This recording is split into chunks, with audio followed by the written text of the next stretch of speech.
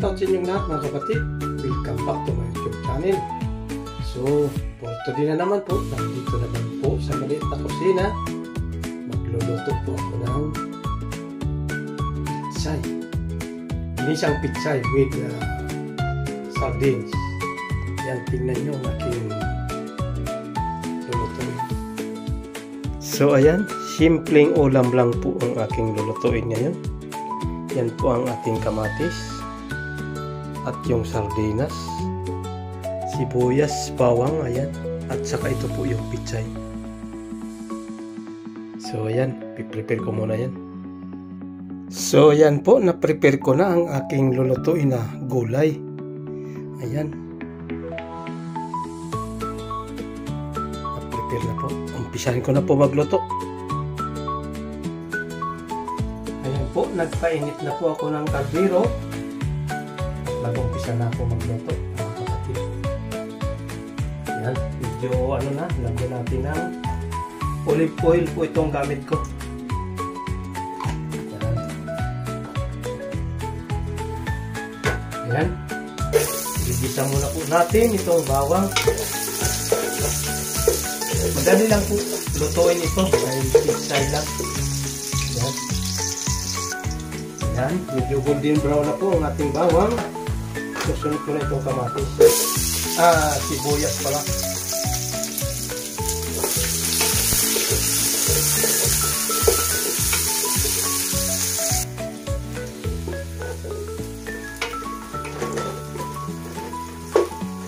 Ayan po, at medyo okay na rin po yung aking sibuyas. Ilalagay ko na itong kamatis. Ayan.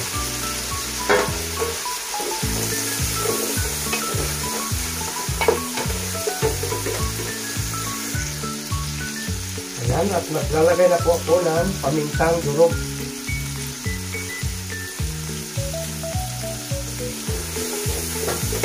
At saka po, konting asin muna bago natin na may lahat.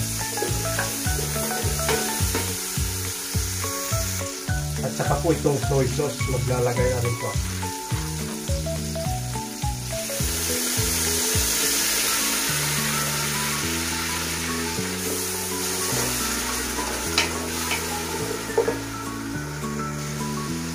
At maglalagay na rin po ako nitong pangpalasa, ang ating Ajinomoto.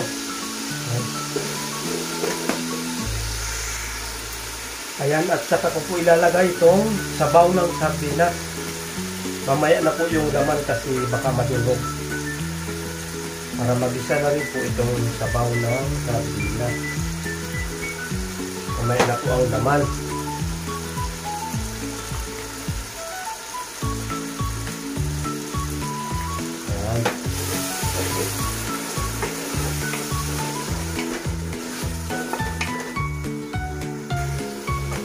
At ngayon, ilalagay ko na po itong tangkay muna. Itong tangkay ng pitsay para mapalambot ko muna bago ko ilagay itong dahon.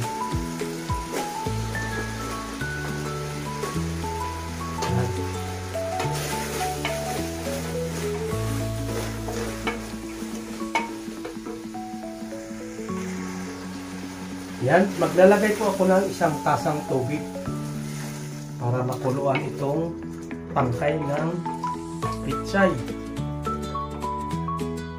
Yan.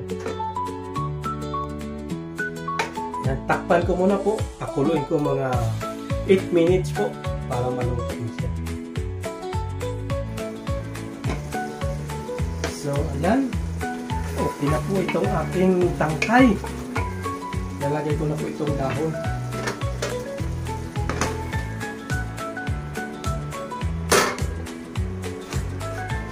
Pakuluin po ng 1 minuto.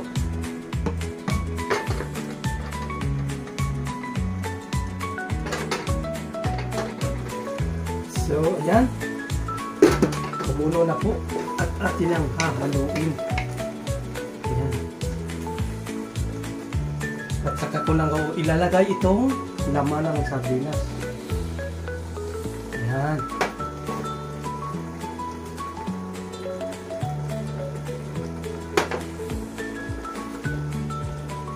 Hindi nadurog yung sardinas. Ayan. Another 1 minute ulit.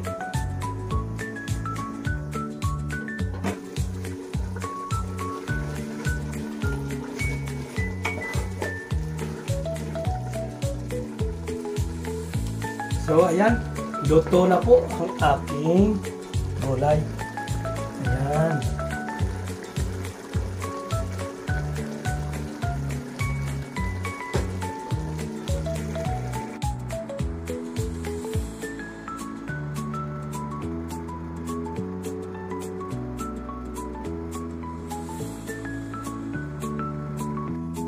So, ayan mga kapatid, luto na po ang aking gulay.